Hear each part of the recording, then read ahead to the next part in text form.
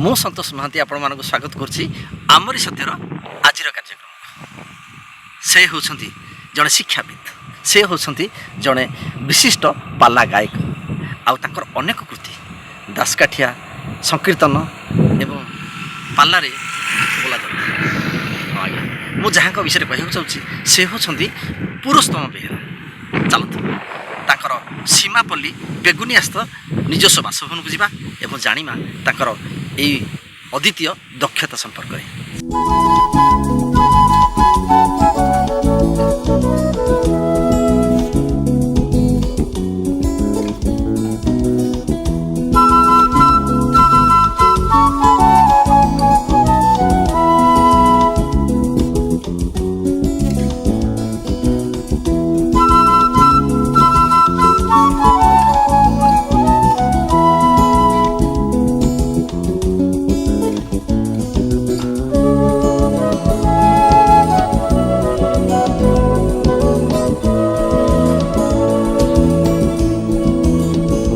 नमस्कार, मु संतोष महांती आपण मानक स्वागत करुच्ची आमरी सत्यर आज कार्यक्रम को।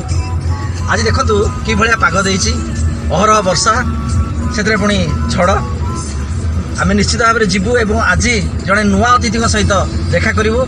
आईटा हूँ आमरी सत्यर प्रथम जे आम आज खोर्धा बाहर को जाऊँ एवं नुआ नुआ अतिथि सहित साक्षात करूँ एवं से विषय जाना समस्ते।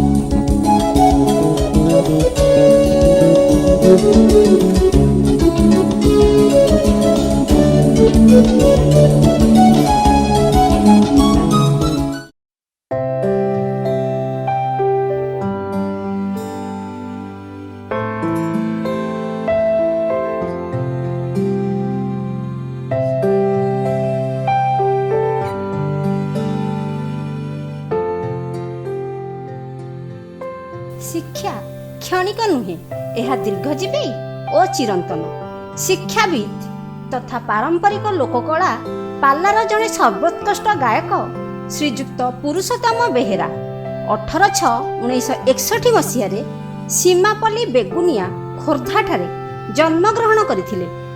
पिता स्वर्गत सुदर्शन बेहेरा और माता रानी बेहेरा सुयोग्य संतान पुरुषोत्तम सार प्रथमे 2/8/1984 पश्चिमेश्वर विद्यापीठ तलतुंबरे सरकारी शिक्षक भाव निजर कर्ममय जीवन में अयमारंभ करथिले।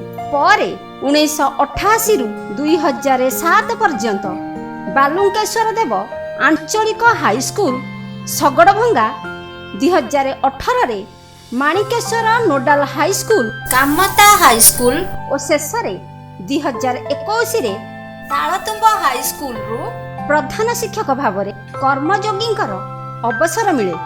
श्रीजुक्त पुरुषोत्तम बेहेरा ओडिशा शिक्षा सेवारू द्वितीय पाहच को पदोन्नति को प्रत्याख्यान करथिले। तांकर अनेक गुड़िए कविता विभिन्न पत्र पत्रिका प्रकाशित होई पाठकीय आदृति लाभ करिछि। स्वरचित कविता पल्ली प्रतिभा, गड़माणित्री, सानबाड़ मंचरे पठन करी निजर स्वतंत्र परिचय प्रदान करथिले। कृति प्रधान शिक्षक भाव में मुख्यमंत्री सम्मान तांकर अन्य एक सफलता। अद्यावधि 2004 मसीह से जूनियर रेड क्रॉस सेवा कार्य नियोजित अछंती। तांको पौराणिक प्रसंग गुड़ी को सृष्टि करी ଦାସକାଠିଆ ଓଡ଼ିଶୀ କୀର୍ତ୍ତନରେ ଗାୟକମାନେ ଗାୟନ କରିଥାନ୍ତି। ଶ୍ରୀଯୁକ୍ତ ପୁରୁଷୋତ୍ତମ ବାବୁ ସୀମାପଲ୍ଲୀ ବେଗୁନିଆରେ ନିଜର ଗୋଟିଏ ପୁତ୍ର ଓ ଝିଅ ସହିତ ନିଜସ୍ୱ ବାସଭବନରେ ଅବସ୍ଥାନ କରୁଛନ୍ତି। ଆମରି ସତ୍ୟ ତରଫରୁ ଜଗନ୍ନାଥଙ୍କ ନିକଟରେ ତାଙ୍କର ଅବଶିଷ୍ଟ ଜୀବନ ଦୀର୍ଘ, ନିରାମୟ ଓ ଶାନ୍ତିମୟ ହେଉ ଆମେ କାମନା କରୁଛୁ। ତାଳତୁମ୍ବ ହାଇସ୍କୁଲରୁ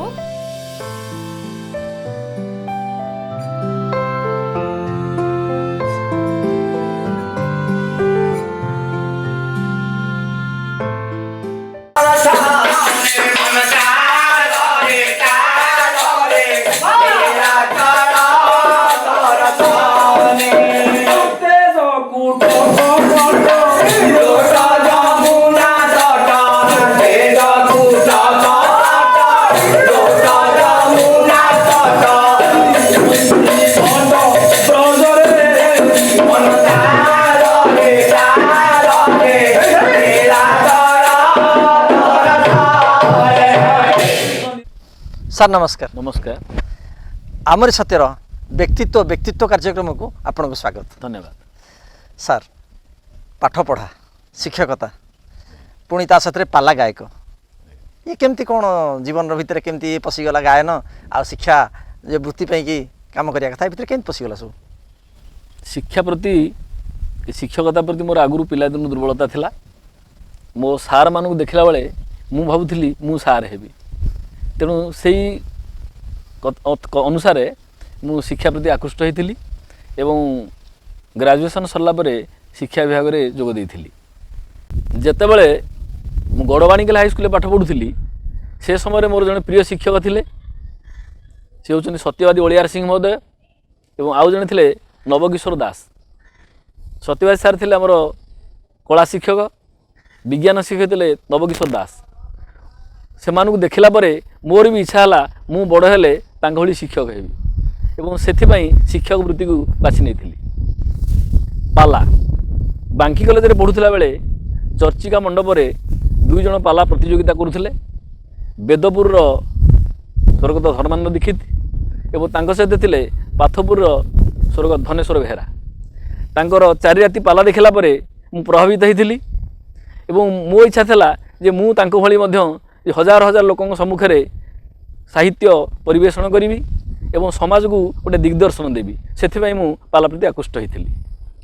ସାର୍, ମୁଁ ଗୋଟେ କଥା ପଚାରୁଛି, ଆପଣ ଏଇ ଯେଉଁ ପାଲା ଧୀରେ ପଶିଲେ, ଏଥିରେ ହେଉଛି ସାହିତ୍ୟରେ ଅଗାଧ ପାଣ୍ଡିତ୍ୟ ରହିବା ଦରକାର। ଆପଣଙ୍କର କ'ଣ ସେସବୁ ଆପଣ ସଂଗ୍ରହ କେମିତି କଲେ? ଆପଣ ଏଇ ବିଷୟରେ ଜ୍ଞାନ କେମିତି ନେଲେ? ଇଆଡ଼େ ଶିକ୍ଷକତା ଭିତରେ ପାଣ୍ଡିତ୍ୟତା କେମିତି ଗ୍ରହଣ କଲେ? ଆମେ ବାଙ୍କିରେ ପଢ଼ିଲା ବେଳେ ନିଶାକର ବାବୁ ଜଣେ ଥିଲେ ଆମର ଲେକ୍ଚରର, ଆଉ ଜଣେ ନବଦାସ ବି ଥିଲେ। ସେମାନଙ୍କର ଗାନ ଗାଇବା ଏବଂ ସେମାନଙ୍କର ପାଠ ବୁଝେଇବା ବେଳେ ମୋତେ ଭଲ ଲାଗିଥିଲା। ଆମର ବାଞ୍ଛାନିଧି ଲାଇବ୍ରେରୀ ଥିଲା ବାଙ୍କିରେ, ସେ ଲାଇବ୍ରେରୀରୁ ମଧ୍ୟ ପାଠ ପଢ଼ିବା ସମୟରେ କିଛି ବହି ଯୋଗାଡ଼ କରିକି ମୁଁ ତାକୁ ଦେଖୁଥିଲି। ଏବଂ ଯେତେବେଳେ ଗ୍ରାମ୍ୟ ଜୀବନ ଭିତରକୁ ଆସିଲି, ବହୁତ ଦୂର ପର୍ଯ୍ୟନ୍ତ ପାଲା ଶୁଣିବା ପାଇଁ ଆମେ ଯାଉ, ପ୍ରାୟ ଜଟଣୀ ପର୍ଯ୍ୟନ୍ତ, ନୟାଗଡ଼, ଆମର ଭୁଆଶୁଣି, ବାଟ ଭୁଆଶୁଣି ଏପର୍ଯ୍ୟନ୍ତ ଆମେ ପାଲା ଶୁଣିବା ପାଇଁ ସାଇକେଲରେ ଯାଉଥିଲୁ ଏବଂ ଯାହା ପାଲା ଶୁଣିଲା ବେଳେ କିଛି ଆମେ ଟିପିକି ଆଣୁଥିଲୁ ଏବଂ କିଛି ବହି ଚୌଖୁମ୍ବା ବିଦ୍ୟାଭବନରୁ ସଂସ୍କୃତ ବହି ଗୁଡ଼ିକ ମଗେଇ ତାକୁ ଅଭ୍ୟାସ କରୁଥିଲୁ। ହାଇସ୍କୁଲରେ ପଢ଼ିଲା ବେଳେ ବଳଭଦ୍ର ଷଡ଼ଙ୍ଗୀ ମୋର ଜଣେ ପଣ୍ଡିତ ଥିଲେ, ଆମର ଶିକ୍ଷକ ଥିଲେ, ତାଙ୍କର ପରାମର୍ଶ ନେଇଛି। ତାଙ୍କଠୁ ମଧ୍ୟ ଗୁଡ଼ିଏ ସଂସ୍କୃତ ସାହିତ୍ୟ ଶିଖିବା ପାଇଁ ଚେଷ୍ଟା କରିଛି। ସାରେ ବହୁତ ପରିଶ୍ରମ କରି ମୋତେ ଶିଖେଇଛନ୍ତି ଏବଂ କ'ଣ କଲେ ସହଜରେ ଏଗୁଡ଼ାକ ମନେ ରଖି ହେବ ତାର ବାଟ ମଧ୍ୟ ସାର୍ ମୋତେ ବତେଇଥିଲେ, ଯାହାଫଳରେ ମୁଁ ସଂସ୍କୃତ ଗୁଡ଼ିକୁ ଅଳ୍ପ ପରିଶ୍ରମରେ ଆୟତ୍ତ କରିପାରିଥିଲି। ପାଲା ଗୋଟେ ଗୋଷ୍ଠୀଗତ ପ୍ରଦର୍ଶନ, ଆଜ୍ଞା। ଜଣେ କରିପାରିବେନି, ବାୟକ ତାଳବାଲା ଥିବେ, ବାଜାବାଲା ଥିବେ, ସବୁ ସମସ୍ତେ ମିଶିଲେ ଗୋଟେ ଗୋଷ୍ଠୀଗତ। ଏବଂ ଆପଣଙ୍କର ଦକ୍ଷତାକୁ ଆପଣଙ୍କର ଯେଉଁ ସହଯୋଗୀ ମାନେ କେମିତି ଆସିବ? ହଁ, ପ୍ରଥମେ ଆମେ ତାକୁ ରିହାର୍ସାଲ ଯାହା କହୁଛେ ଆମେ ଆଖଡ଼ା ବୋଲି କଲୁ ଏବଂ କଲା ପରେ ଜଣେ ଗୁରୁଙ୍କର ଆଶ୍ରୟ ନେଇଥିଲୁ। ସେ ହେଉଛି ମୋର ଅଭୟ ସ୍ୱାଇଁ। ଅଭୟ ସ୍ୱାଇଁ ଜଣେ ପାଲା ପାଳିଆ ଥିଲେ, ବାନା ଭାଇନା, ତାଙ୍କ ଘର ଇଟାମାଟି। ସେ ଆସି ଆମ ଘରେ ରହୁଥିଲେ ଏବଂ ରହିକି ଦକ୍ଷତା ବଢ଼େଇବାରେ ଆଉ ପାଳିଆମାନଙ୍କୁ ଟ୍ରେନିଂ କରିବାରେ ସେ ସହଯୋଗ କରିଥିଲେ ଏବଂ ସେ ମାସ ମାସ ଧରି ଆମକୁ ଅଭ୍ୟାସ କରିବାକୁ ପଡ଼ିଥିଲା। ସ୍କୁଲରେ କ'ଣ ପଢ଼ାନ୍ତି? ସ୍କୁଲରେ ମୁଁ ଇଂରାଜୀ ପଢ଼ାଏ, ଓଡ଼ିଆ ପଢ଼ାଏ, ଇତିହାସ ପଢ଼ାଏ, एवं संस्कृत शिक्षक ना संस्कृत भी पढ़े पारे विज्ञान भी पढ़े पारे पाला भितर इंग्राजी पशि जाए हाँ आसे मिल्टनकर बायरनकर एमनकर कोटेसन आम सब व्यवहार कर शेक्सपियरकर आम पाला भितर बहुत काम दिए कोटेसन गुड़िक बहुत काम दिए बेले बेले अपरपक्ष गायक बाद स्टेज देखला बेले सी कहते जहाँ सार लोक बोली गुड़ाए उदाहरण दे दूसरी इंग्राजी तेणु से गुड़ा काम दिए इंग्राजी साहित्य बहुत दरकार हुए अन्य तो इंग्राजी उदाहरण दे पारे किछि किछि दियंती किछि शिक्षित बंधु जो मैंने अच्छी से दियंती किंतु पुराणा कालिया पाला वाला शिक्षागत योग्यता टी कम थाए तेणु से आश्चर्य हो पड़ती बेले बेले सर पाठपढ़ा कथा पचारि स्कूल रे जो पाठ पढ़ाती से पिला आपणकर पाठपढ़ा शैली भितर ये पालार गायन शैली भाया किसी प्रवेश कर जाए जो पिला अबुझा हुए यहाँ गोटे विचित्र प्रकार लगे एमती किसी घटना घटी हाँ एमती बहुत थर एवं विभिन्न रागरागिणी स्वर देकी पाठ पढ़ा द्वारा पिला माने बेसी आग्रही होता एवं एमती देखी बेले बेले जदि कौन पिला अन्य क्लास पिला बाहर को आसवे एक जाऊे सी टी अटकी जी शुणापी एवं आम स्कूल पाखे जो शस्य क्षेत्र थिला मुझे शगड़भंगार प्रथम जॉइन कली मु प्रथम दिन गांधारी आशीर्वाद पढ़ाऊली जोठी से बैगण करूवा लोक सी आसिक बारांडे छिड़ा पड़े तेणु ये जमापड़ी जे से निश्चित पिला माने आकृष्ट होते और बाहर जो मैंने शुणुले से भी आकृष्ट होते पाला रे मैक्सिमम कथा होची संस्कृतर श्लोक को आपण ताको ओडिया रे अनुवाद करके लोक बुझाती ता भितर ये इंग्लिश पाठ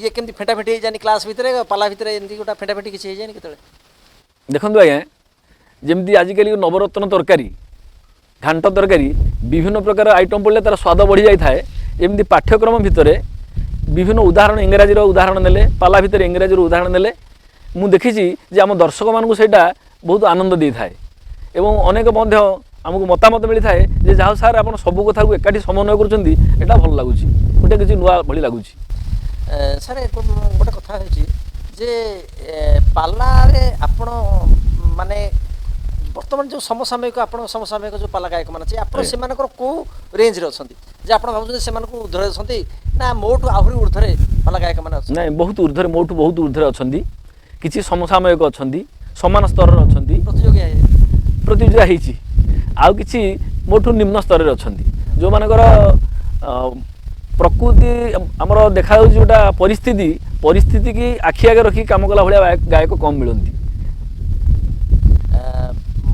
सर गोटे कथा पचारि पाला ये पालार सृष्टि को जेतबेले प्राय सेटा होची हमर 15 शताब्दी हबो बादशाह अकबर थिले दिल्ली रे से गोटे नुआ धर्म सृष्टि करथिले धर्मटीर ना होची दीन इलाही यह होची समस्त धर्मर समन्वय तार तत्व है ईश्वर एक आ अद्वितीय जहाँ को आम इंग्राजी कहते गॉड इज वन एवं से हिंदू और मुसलमान भितर समन्वय रक्षा करने जोधबाई नामक जड़े हिंदू रमणी विवाह भी करते से समय कविकर्ण नामक जड़े बंगलार कवि सी पाला 16टी विषय पाला लिखिते 16 पाला कह जाए एवं पाला पाओ आउ लाओ ठाकुर सत्यपीरंकर शिरिणी तांकु दियो एवं तांकठु आशीर्वाद पाओ से कही कहती पाला पाल्यते इति पाला पूर्व संस्कृति परंपरा या पालन करुथिबारु या नाम होची पाला तेणु जेतबेले पूर्वबंग पश्चिमबंग गोटे थिला बंग विभाजन होई नथिला एवं 1905 मसीहा पूर्व कथा सी आमर बिहार ओडिशा ये मिसिकी ना थिला युक्त प्रदेश ये युक्त प्रदेश रे ओडिया भाषार प्रचार प्रसार बंगला अलग थिला ना बंगला बिहार ओडिशा सब गोटे मिसिकी थिला बिहार बंग ओडिशा ये मिसिकी या ना थिला युक्त प्रदेश गोटे देश थिला एवं सेही समय रे ओडिया भाषा को स्वतंत्र मर्यादा दौ नथिले बंगाली माने जहाँ कहते उड़े एक स्वतंत्र भाषा नय से समय ए पालार प्रसार करने ओडिया लेखक मान भितर फकीरमोहन सेनापति राधामोहन राय राधामोहन आमर होउछन गणनायक राधानाथ राय आमर गंगाधर मेहर मधुसूदन राव यही लेख मानकर जो लेखनी चलला एवं काव्य कविता सृष्टि कले ताहा पाला को परिपृष्ट कला एवं साहित्यर प्रचार प्रसार संगे संगे रीतिजुग जो भंज आसिले उपेन्द्र भंज आसिले से समय आहरी तार मादकता बढ़ीगला तांको भଳି लिखुଥିଲେ ମଧ୍ୟ ଯଦୁମଣି ମହାପାତ୍ର ଏ ଲେଖା ଗୁଡ଼ାକ ସମସ୍ତ ଓଡ଼ିଆଙ୍କୁ କୋଟି ଓଡ଼ିଆଙ୍କର ହୃଦୟକୁ ଛୁଇଁଥିଲା ଯାହାଫଳରେ ଗୋଟେ ଏକତ୍ୱ ଭାତୃତ୍ୱ ଆଉ ସମନ୍ୱୟ ମନୋଭାବ ସୃଷ୍ଟି ହୋଇଥିଲା ତେଣୁ ହିନ୍ଦୁ ମୁସଲମାନ ସମ୍ପ୍ରଦାୟର ସମନ୍ୱୟ ମୁଁ ଦେଖିଛି କେତେକ ଜାଗାରେ ବହୁ ମୁସଲମାନ ଲୋକ ଆମ ହିନ୍ଦୁ କାବ୍ୟର ଛାନ୍ଦ ଗୁଡ଼ାକ ମଧ୍ୟ ଅନର୍ଗଳ ଗାଇପାରନ୍ତି ଯାହାକି ଆମ ଓଡ଼ିଆ ଲୋକ ଜାଣିନାହାନ୍ତି ଏଭଳି ଗୀତାର ଶ୍ଲୋକ ମଧ୍ୟ ମୁଁ ଗାଇବାର ମୁଁ ଶୁଣିଛି। ସାର୍ ପାଲା ଭିତରେ ସାଧାରଣତଃ କିଛି ମୁସଲିମ ଧର୍ମକୁ ତା ଦେହରେ ଉଦାହରଣ ସ୍ୱରୂପ ଦିଆଯାଏ ଏବଂ ହିନ୍ଦୁ ସନାତନ ଧର୍ମ ଏହାର ଗୁରୁତ୍ୱ ଦିଆଯାଏ ଏବଂ ବିଭିନ୍ନ ପ୍ରକାର କାବ୍ୟ କବିତାକୁ ମଧ୍ୟ ଗୁରୁତ୍ୱ ଦିଆଯାଏ। ଏଇ ଯେଉଁ ମୁସଲମାନ ଧର୍ମ କ'ଣ ଭାଇଚାରା ସୃଷ୍ଟି କରିବା ପାଇଁ ପାଲାରେ ଏଇ ଯେଉଁ ଜିନିଷକୁ ବ୍ୟବହାର ନିଶ୍ଚିତ ହିନ୍ଦୁ ମୁସଲମାନ ଭିତରେ କୌଣସି ପ୍ରଭେଦ ନ ରହୁ ଏ ପ୍ରଭେଦଟାକୁ ଦୂର କରିବା ପାଇଁ ସେ ଯେଉଁ କବିମାନେ ସେତେବେଳେ ପରିକଳ୍ପନା କରିଛନ୍ତି ସେଇଟାକୁ ମୁସଲମାନଙ୍କର ଠାକୁର ହିନ୍ଦୁଙ୍କର ଠାକୁର ଉଭୟଙ୍କର ଗୋଟେ ସାଧାରଣ ଠାକୁର ଭାବରେ ଆମର ବିଶେଷ କରି ସତ୍ୟପୀରଙ୍କୁ ମନାଯାଏ। ସତ୍ୟପୀର କେହି ସତ୍ୟନାରାୟଣ ବୋଲି କହନ୍ତି ତେଣୁ ସେ ହିନ୍ଦୁ ଆଉ ମୁସଲମାନ ଉଭୟ ଲୋକ ଶିରିଣୀ ଯାଚଙ୍ଗା କରନ୍ତି ଏବଂ ଉଭୟ ଲୋକ ମଧ୍ୟ ଏ ପୂଜା ଦିଅନ୍ତି ତେଣୁ ଉଭୟ ଭିତରେ ସମନ୍ୱୟ ରକ୍ଷା ହେଇଛି। ସତ୍ୟପୀର କାଇପଦରରେ ତାଙ୍କର ଅଛି ମନ୍ଦିର ଅଛି ସେଠି ଯେଉଁ ଇଏ ଅଛି ମସଜିଦ୍ ଅଛି ମନ୍ଦିର ଅଛି ସେ ତା ସହିତ କିଛି ୟାର ଲିଙ୍କ ଅଛି କି ପାଲାର? ଅଛି ଆଜ୍ଞା। କାଇପଦରରେ ରାଜରାଜର ସମୟରେ ଗୋଟେ ସରାଇ ଥିଲା ସରାଇ ହେଉଛି ଧର୍ମଶାଳା ଏବଂ ସେଇ ଧର୍ମଶାଳା ପାଖରେ ଯେଉଁ ମନ୍ଦିର ତିଆରି ହେଇଛି ସେଇଟାକୁ ମନ୍ଦିର ତ ଆମେ କହିପାରିବାନି ତାହା ହେଉଛି ଗୋଟେ ଇଂରାଜୀରେ ଆମେ ତ ଟମ୍ ବୋଲି କହିବା ବା ଗୋଟେ ସମାଧି ପୀଠ। ବୁଖାରୀ ବାବା ଯାହାଙ୍କ ନାଁ ହେଉଛି ପୀର ବାବା ସେ କାଇପଦରେ ଅବସ୍ଥାନ କରୁଥିଲେ। କାଇପଦର ଗାଁଟା ସେଠୁ ବୋଧେ ଆଉ କିଲୋମିଟର ଦୂରରେ ଥିଲା ତାହା ଜଙ୍ଗଲ ଥିଲା ସେଠି ତାଙ୍କର ବନ୍ଧୁତ୍ୱ ହୋଇଥିଲା ଜଣେ ଗୋପାଳ ଲୋକ ସହିତ ଉଭୟଙ୍କ ଭିତରେ ଅନାବିଳ ପ୍ରେମ ଥିଲା ଏବଂ ପରସ୍ପର କେହି କାହାକୁ ଛାଡ଼ିକି ରହୁନଥିଲେ। ଏଭଳି ସଂଯୋଗ ଏମିତି ଆସିଲା ଯେତେବେଳେ କି ଉଭୟ ଗୋଟିଏ ସ୍ଥାନରେ ସେଇ ତାଙ୍କର ଯେଉଁ ଆଶ୍ରମଟି କରିଥିଲେ କୁଡ଼ିଆ ଘର ଭଳି ସେଇଠି ଦୁଇ ଜଣ ଯାକଙ୍କର ବିଲୋପ ହୋଇଯାଇଥିଲା ବା ଉଭୟ ଯାକ ପ୍ରାଣତ୍ୟାଗ କରିଥିଲେ ଏବଂ ଲୋକମାନେ ଦେଖିଲା ବେଳକୁ ସମାଧିସ୍ଥ ଦୁଇ ଜଣ ହେଇ ତାଙ୍କ ଭିତରେ ପ୍ରାଣବିୟ ନାହିଁ ଏବଂ ସେ ହୁଙ୍କାରେ ପରିଣତ ହୋଇଯାଇଛନ୍ତି ତେଣୁ ସେଇ ହୁଙ୍କାରେ ଥିବା ତାଙ୍କର ଯେଉଁ ଆତ୍ମା ରହିଗଲା ବୋଲି ସେଠି ସେ ମନ୍ଦିରଟିଏ ମନ୍ଦିର ତ ନୁହେଁ ତାକୁ ଗୋଟେ ଆମେ କହିବା ସମାଧିସ୍ଥଳ ତାକୁ ସୁନ୍ଦର ଭାବରେ ସଜାଇ ଦେଇଛନ୍ତି ଯେଉଁଟା ଏବେ ଗୋଟେ ଦର୍ଶନୀୟ ସ୍ଥାନ ଆମେ ହିନ୍ଦୁମାନେ ଭୋଗ ଲଗାଇ ପାରୁଛନ୍ତି ମୁସଲମାନ ପୂଜା କରିପାରୁଛନ୍ତି ଉଭୟ ହିନ୍ଦୁ ମୁସଲମାନ ମାନେ ପୀରଙ୍କୁ ବା ବୁଖାରୀ ବାବାଙ୍କୁ ପୂଜା କରୁଛନ୍ତି। ଏଇ ଯେଉଁ ପାଲା ସଂସ୍କୃତିଟା ଏଇ ପାଇପତ୍ର ପୀର ସହିତ ସଂଶ୍ଳିଷ୍ଟ ଅଛି ସଂଶ୍ଳିଷ୍ଟ ସମ୍ପର୍କ ଅଛି ବହୁତ ଲୋକଙ୍କର ଯାଚଙ୍ଗା। ଆଚ୍ଛା ଏଇ ଯେଉଁ ସ୍ୱାଧୀନତା ସମୟରେ ଇଂରେଜମାନେ ଶାସନ ସମୟରେ ଏ ପାଲାର କ'ଣ ଗୁରୁତ୍ୱତା ଥିଲା? ପାଲା ଭିତରେ ଏମିତି କେତେକ ଲେଖା ଅଛି କିଛି କବିମାନେ ଅଛନ୍ତି ଯେଉଁମାନେ କି ଜାତୀୟତା ଭାବର ଉଦ୍ରେକ କରିବା ପାଇଁ ଆମ ଜାତି ପ୍ରାଣ ଏବଂ ଆମେ ପରାଧୀନ ନ ହୋଇ ସ୍ୱାଧୀନ ହେବା ସ୍ୱାଧୀନ ଭାବରେ ଜୀବନଯାପନ କରିବା ତେଣୁ ବିଦେଶୀ ଶାସନକୁ ଆମେ ବହିଷ୍କାର କରିବା ବା ବିଦେଶୀ ଶାସନକୁ ତଡ଼ିଦେବା ପାଇଁ ଯତ୍ନ କରିବା ପାଇଁ ଏ କବିତା ମାଧ୍ୟମରେ ପାଲା ତାଙ୍କୁ ପ୍ରେରଣା ଦେଉଥିଲା। କିଛି ଲୋକ କ'ଣ କରୁଥିଲେ ନା ଏଇ ଛୋଟ ଛୋଟ କବିତା ତାଙ୍କୁ ବାନର ସେନା ବୋଲି କୁହାଯାଉଥିଲା ଯେଉଁମାନେ କି ଇଂରେଜ ବିରୋଧୀ ନାରା ଦେଇ ଗାଁ ଗାଁ ବୁଲିକି ମଧ୍ୟ ଏ କବିତା ପାଠ କରୁଥିଲେ ତେଣୁ ଲୋକଙ୍କ ଭିତରେ ଏକତା ସୃଷ୍ଟି ହେଉଥିଲା ଆଉ ଇଂରେଜ ବିରୋଧୀ ମନୋଭାବ ମଧ୍ୟ ସୃଷ୍ଟି ହେଉଥିଲା। ସାର୍ ଯେଉଁ ପାଲା ବର୍ତ୍ତମାନର ପରିସ୍ଥିତି ଦେଖିଲେ ସହରାଞ୍ଚଳରେ ପାଲାର ଗୁରୁତ୍ୱତା ବା ତାର ଯେଉଁ ପ୍ରଭାବଟା କେବଳ ଏଇ ଯେଉଁ ଯାଚଙ୍ଗା ଫାଚଙ୍ଗା ଅଛି ସେଇ ଦିହରେ ହିଁ ସୀମିତ ରହିଯାଇଛି ଅନୁରୂପ ଭାବରେ ମଧ୍ୟ ଗ୍ରାମାଞ୍ଚଳରେ ତାର ପ୍ରଭାବ ବି ଆସ୍ତେ ଆସ୍ତେ କମିଲାଣି। ଅର୍ଥାତ୍ ମୋର କହିବା କଥା ଯେ ସଂସ୍କୃତି ପ୍ରେମୀ ଆଉ ନାହାନ୍ତି ନା ସାହିତ୍ୟ ପ୍ରତି ଲୋକଙ୍କର ବିତସ୍ପୃହ ହେଲାଣି? ନାଇଁ ୟାର ବାସ୍ତବ ଉତ୍ତର ଏଇଆ ବୋଲି ମୁଁ ଭାବୁଛି ଯେ ଏବେ ଯେଉଁ ଟିଭି ବାହାରିଲା ମୋବାଇଲ ବାହାରିଲା ସେଥିରେ ପିଲାମାନେ ଆଉ ବଡ଼ ଲୋକମାନେ ସେଥିରେ ବ୍ୟସ୍ତ ରହିଲେ ସାହିତ୍ୟକୁ ବୁଝିଲା ଭଳି ଜ୍ଞାନ ମଧ୍ୟ ଆଉ ଲୋକମାନଙ୍କର ନାହିଁ। ସେଥିରେ ଯେଉଁ କ୍ଲିଷ୍ଟ ଶ୍ଲୋକ ଗୁଡ଼ିକ ଅଛି ଅନ୍ୱୟ ଅଛି ବ୍ୟାକରଣ ଅଛି ଛନ୍ଦ ଏସବୁକୁ ପ୍ରତି ଶୁଣିବା ପାଇଁ ଲୋକଙ୍କର ଧୈର୍ଯ୍ୟ ନାହିଁ ବହୁତ କମରେ ଯେଉଁଟାକୁ ତାଙ୍କୁ ଆନନ୍ଦ ଦେବ ସେଭଳି କାମ କରୁଛନ୍ତି କିନ୍ତୁ ପୂର୍ବରୁ ଲୋକ ଶୁଣୁଥିଲେ ଏବେ ଲୋକଙ୍କର ଧୈର୍ଯ୍ୟ ନାହିଁ କମ୍ ସମୟରେ ଆମେ କିନ୍ତୁ ବହୁତ ପାଇବୁ କାହିଁକିନା ପାଲା ତ ପ୍ରାୟ ସବୁବେଳେ ଟିଭିରେ ଦେଉଛି ତାକୁ ବି ସବୁ ଲୋକ ଦେଖୁନାହାନ୍ତି। ମୁଁ ଦେଖୁଛି ପ୍ରାର୍ଥନା ଚ୍ୟାନେଲରେ ଯେଉଁ ପାଲା ଆସୁଛି ବେଡରୁମ୍ରେ ଶୋଇକି ତ ଦେଖିପାରୁଛନ୍ତି ନା କାହିଁକି ଆପଣ ବସିକି ରାତି ଅନିଦ୍ରା ହେଇକି ବସିକି ଦେଖିବେ? ହଁ ସେଇଟା ଗୋଟେ ଆଉ ଗୋଟେ କାରଣ ହେଉଛି ପାଲାଟା ପୁରା ରାତି ଯାକ ଅନିଦ୍ରା ହେବାକୁ ପଡ଼େ ଅତି କମରେ ଗୋଟାଏ ଥାକ 3 ଘଣ୍ଟା ପାଦ ପାଲାରେ 6 ଘଣ୍ଟା ତେଣୁ 6 ଘଣ୍ଟା ବସିବାର ଧୈର୍ଯ୍ୟ ଲୋକମାନଙ୍କର ନାହିଁ ଏବଂ ଲୋକଙ୍କର ମାନସିକତା ବଦଳି ଯାଇଛି ବ୍ୟସ୍ତବହୁଳ ହେଇଗଲାଣି ଜୀବନ ତା ଭିତରେ ଏତେ ସମୟ ସେମାନେ ଦେଇପାରନ୍ତିନି। ତେଣୁ ସେମାନେ ଆଉ ସହର ମାନଙ୍କରେ ପ୍ରାୟ ନାହିଁ, ବିଲୁପ୍ତ ପ୍ରାୟ, ଏବଂ ମଫସଲରେ କେଉଁଠି କାଁ ଭାଁ ରହିଛି। ଏବଂ ମୁଁ ଭାବୁଛି ବୋଧେ ସରକାରୀ ପ୍ରୋତ୍ସାହନ ନ ପାଇଲେ ଇଏ କିଛି ଦିନ ପରେ ଏଇ ବିଲୟ ହେଇଯିବ। ସରକାର ପ୍ରୋତ୍ସାହନ କ'ଣ ଚାହାନ୍ତି? ସରକାର ପ୍ରୋତ୍ସାହନ କହିଲେ ଯେମିତି ଏବେ କିଛି ସରକାର କଳାକାର ଭତ୍ତା ଦେଉଛନ୍ତି, ତେଣୁ ଅନ୍ତତଃ ଗୋଟେ ଲୋକ 25 ବର୍ଷ 30 ବର୍ଷ କାମ କଲା ପରେ ତାର ଆଉ ଭବିଷ୍ୟତ କିଛି ନାହିଁ। ପାଲା ବଞ୍ଚିଯିବ ଏଥିରେ? ହୁଏତ କିଛି ପରିମାଣରେ, ସମ୍ପୂର୍ଣ୍ଣ ନହେଲେ ମଧ୍ୟ କିଛି ପରିମାଣରେ ପାଲା ମାନେ ଆଗ୍ରହୀ ହେବେ ଯେଉଁମାନେ କଳାକାରମାନେ।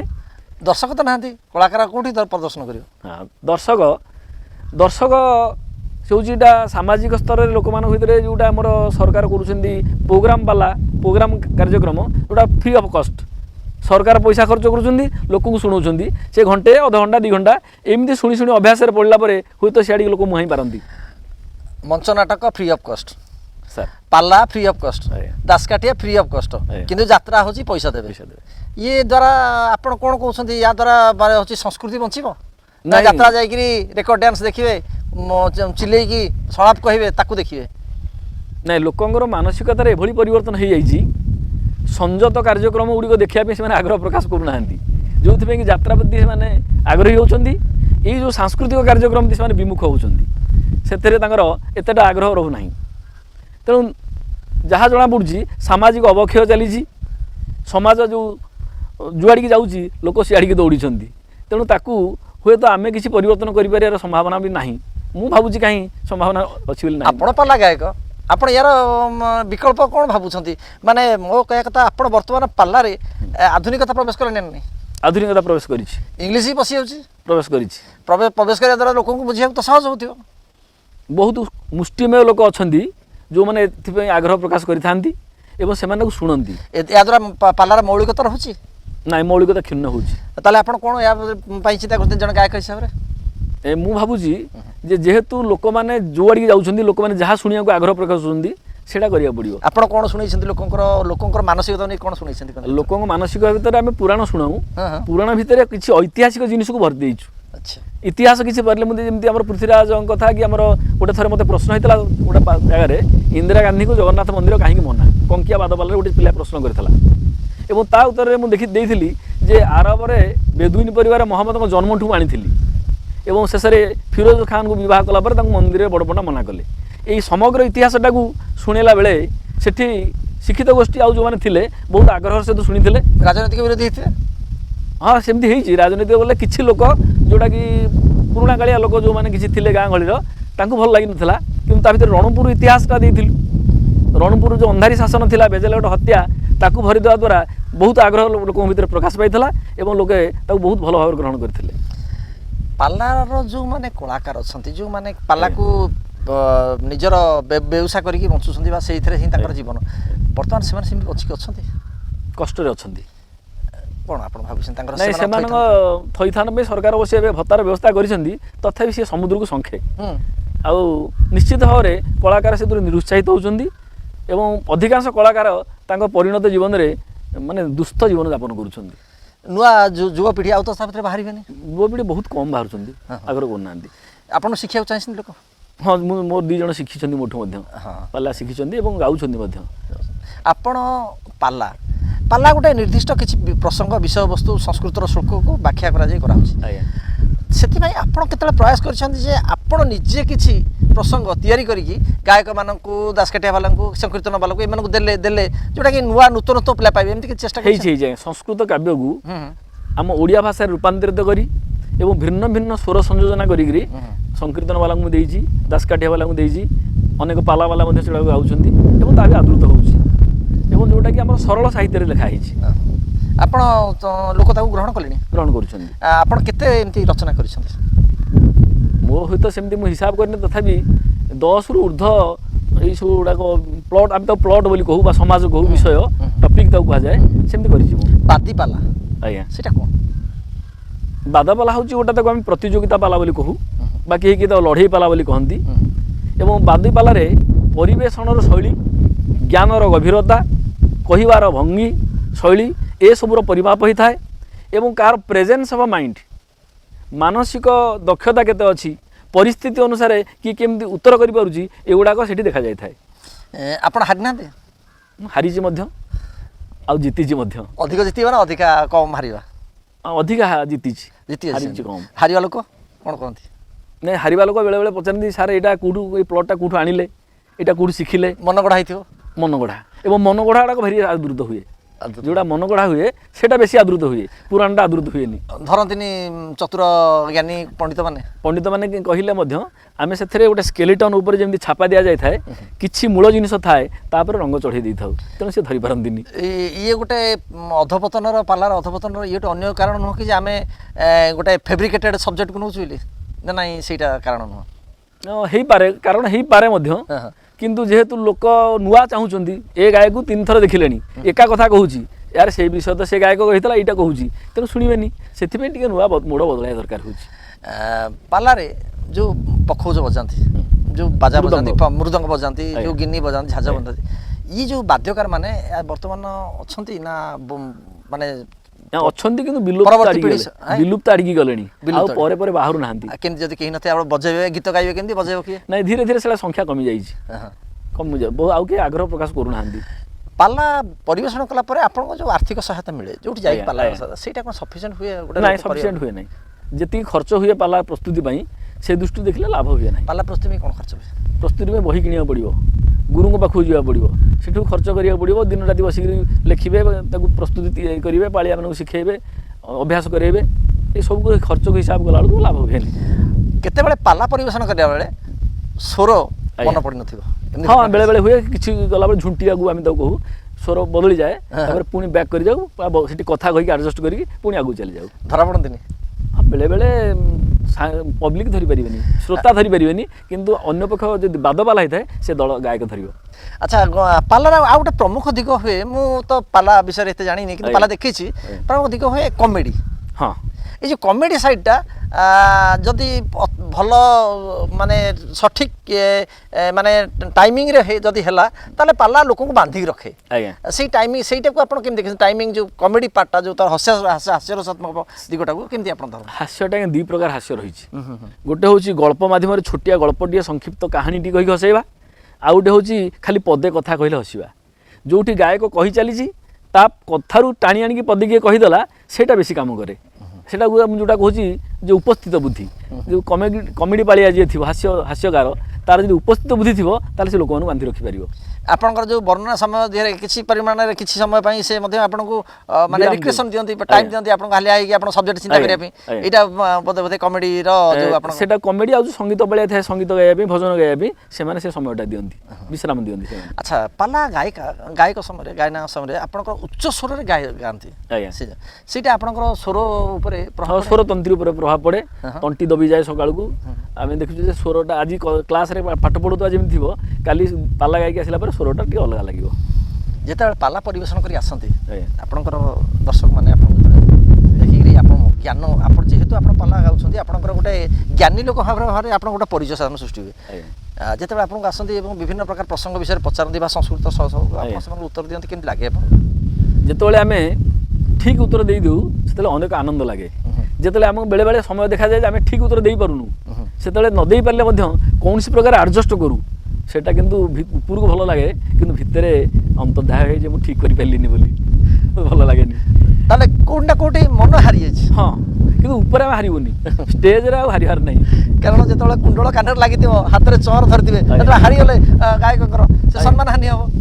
ନା ନା କ'ଣ ଭାବୁଛନ୍ତି? ଷ୍ଟେଜ୍ ଉପରେ ଅରାଜି ହେବାର ନାହିଁ।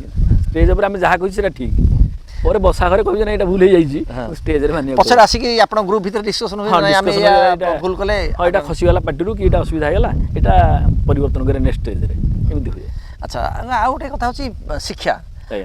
ଶିକ୍ଷକତା ଆପଣ ନେବାର କାରଣ ହେଉଛି ଆପଣ ପାଲା ପ୍ରତି ପ୍ରଥମେ ଆକୃଷ୍ଟ ହେଲେ, ତାପରେ ଶିକ୍ଷକତା ନେଲେ, ନା ପ୍ରଥମେ ଶିକ୍ଷକତା ରହିଲେ ତାପରେ ପାଲା ପ୍ରତି ଆପଣ? ଦୁଇଟା ଯାକ ସମସାମୟିକ, ଏକ ସମୟରେ ହେଇଥିଲା। 82 ମସିହାରେ ଗ୍ରାଜୁଏସନ୍ ସରିଲା, ପାଲା ଆରମ୍ଭ କଲି। କିନ୍ତୁ ପାଲା ତା ପୂର୍ବରୁ କଲେଜରେ ପଢ଼ିଲା ବେଳେ ପାଲା ଦେଖିଥିଲି, ଆଉ ସ୍କୁଲରେ ପଢ଼ିଲା ବେଳେ ସାର୍ମାନଙ୍କୁ ଦେଖିଥିଲି। ତେଣୁ ତାଙ୍କୁ ଦେଖିଲା ପରେ ଶିକ୍ଷକତା ପ୍ରତି ଆଗ୍ରହ ଥିଲା, ଏବଂ ମୋର ଗୋଟେ ଇଚ୍ଛା ଥିଲା ଯେ ସବୁଠୁ ଥରେ ମାର୍କଣ୍ଡ ବାହିନୀପତିଙ୍କ ପାଲା ଦେଖିଥିଲି, ଯାହାଙ୍କୁ ଓଡ଼ିଶାର ଲାଇବ୍ରେରୀ ବୋଲି କୁହାଯାଏ।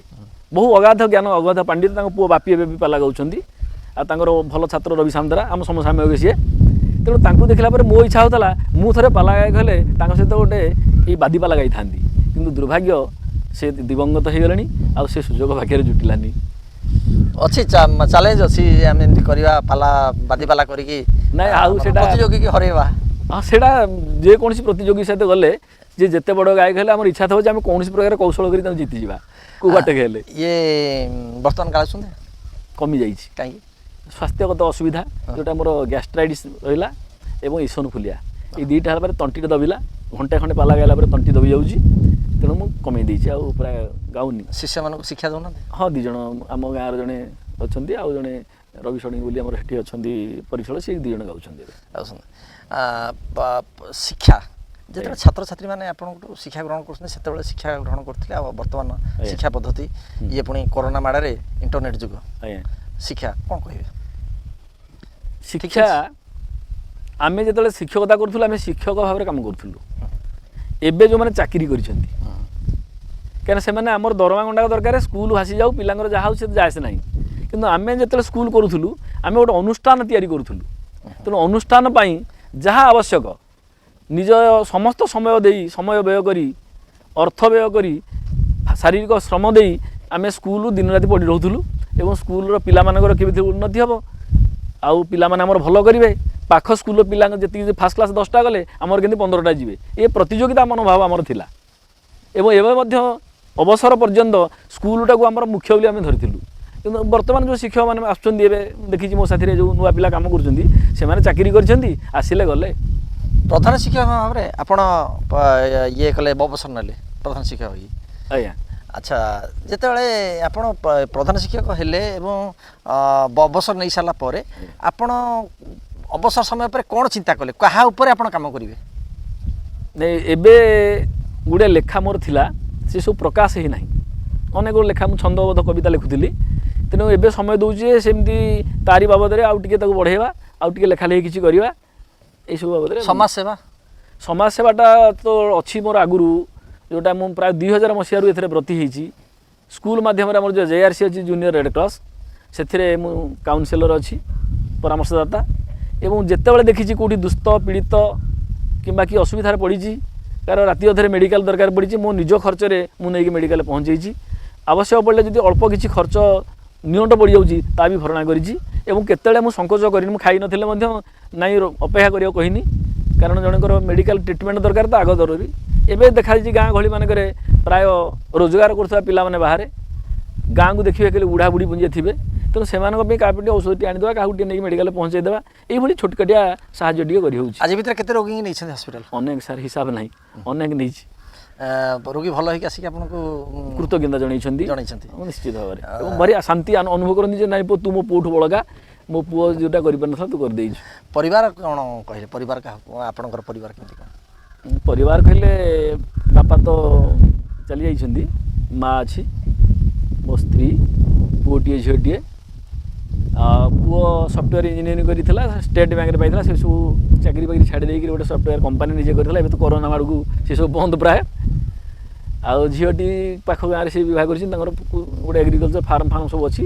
ତାଙ୍କ ବାପା ବି ଥିଲେ ପଶୁ ଡାକ୍ତର, ମୋ ଜ୍ୱାଇଁଙ୍କ ବାପା ଥିଲେ।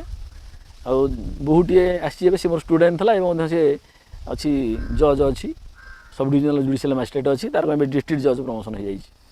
କେତେବେଳେ ପୁଅ ଗିନି ଧରିକି ବଜେଇ ନାହାନ୍ତି, ଖଞ୍ଜଣି ଟିକେ ବାଡ଼େଇ ଦେଇନାହାନ୍ତି? ପିଲାବେଳେ ଯେତେବେଳେ ଛୋଟ ଥିଲା ଆମେ ରିହାର୍ସାଲ କଲାବେଳେ ସେ ଟିକେ ବେଳେବେଳେ ଯାଇକି ତାକୁ ଖଡ଼ଖାଡ଼ କରୁଥିଲା। କହିନାହାନ୍ତି ବାବା ମୁଁ ତୁମକୁ ଶିଖିବାକୁ ଚାହୁଁଛି? ନାଇଁ ସେ ହେଉଛି ଚାହିଁନି, ଶିଖିବାକୁ ଚାହିଁନାହାନ୍ତି? ନାଇଁ, ସେ ତାର ଏଇ ଶିକ୍ଷକତା ବୃତ୍ତି ପ୍ରତି ମଧ୍ୟ ସେ ଆସିଲାନି ସେଥିରେ।